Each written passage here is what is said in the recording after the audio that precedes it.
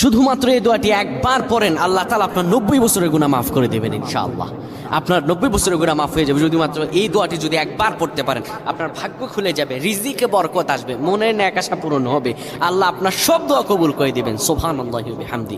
এত ফজিলত, এই দোয়াটা আপনারা শেয়ার করে দিবেন। এই যুবকেরা, আমল না করেও সওয়াব পাবা। তোমার একটি শেয়ারে, একটা বাটনে প্রেস করে তুমি সওয়াব পেয়ে যাবে, কারণ তুমি আমল না করো, যদি তোমার শেয়ারের বদৌলতে আমল করে সওয়াব তুমি পেয়ে যাবে। নবীজির হাদিস।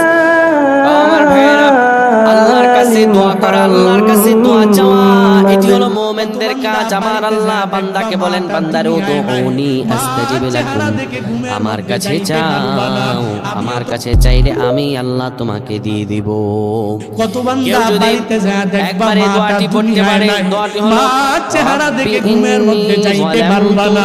আমিও তো ঘরে যাই, আমিও তো প্রতিদিন বাড়ির মধ্যে যাই, যাওয়ার পরে রাত 3টা 4টা বেজে যায়।